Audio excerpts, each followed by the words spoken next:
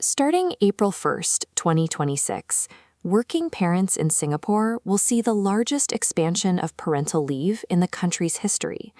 Announced during the National Day rally, the government is moving to a new 30-week framework. For an expecting father like Marcus, this represents a rare chance to be home. But for Sarah, who owns the 15-person business where Marcus works, it means navigating a significant shift in how she manages her staff. While the 30-week total caused immediate concern for employers, the time isn't a single continuous block for one person. As this block chart illustrates, the 30 weeks are divided into 3 tiers. The mother's 16 weeks of maternity and the father's 4 weeks of paternity are fixed. The 10-week shared parental leave defaults to an even split, but slides entirely between parents as needed. This creates a new scheduling dynamic. For small business owners like Sarah, the challenge is no longer just managing maternity leave, but preparing for male employees to be absent for months at a time. Marcus wants to use his full entitlement. Between his paternity leave and half of the shared pool, he's planning a 9-week absence. This bar chart shows the hurdle Marcus is up against. Even when leave is available, men often hesitate to use it. In 2021, only 53% of eligible fathers took the baseline 2 weeks of leave they were already guaranteed. On the other side, Sarah is looking at a lean team of 15.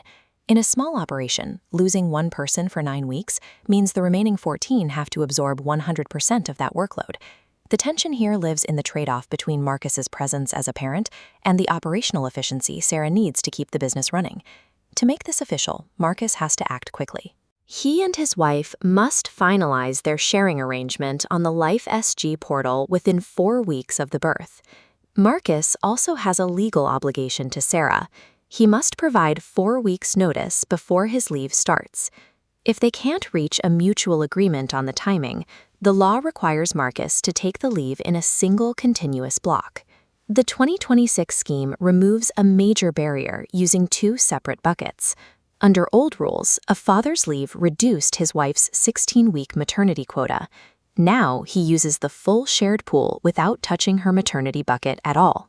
The rules also allow both parents to stay home concurrently, provided they use all the leave before the child's first birthday. While the digital tools make the process straightforward, the narrow 30-day window after birth requires parents to decide their caregiving roles almost immediately. For Sarah, the immediate burden is administrative.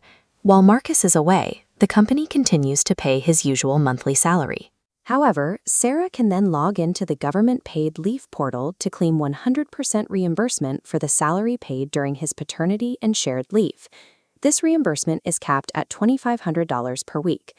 If Marcus earns more than $10,000 a month, Sarah can choose to pay the difference, though she isn't mandated to. The gap for Sarah is that the government only covers the payroll. It doesn't cover the cost of training other staff to fill Marcus's role or the dip in output while he's gone.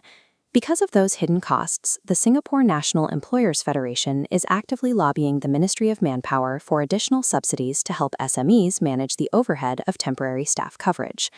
The government has removed the direct payroll risk for businesses, but small companies are still the ones responsible for absorbing the disruption to their daily operations. Zooming out, the government is committing $400 million a year to this scheme because of a massive demographic shift. This line chart shows why. Singapore's fertility rate hit a record low of 0.87 in 2025. That's significantly lower than Japan or Australia, and it represents a shrinking future workforce. To move that number, the culture has to change. Countries like Sweden have shown that when fathers have a dedicated quota of leave, it begins to shift the expectation that caregiving is solely a mother's responsibility.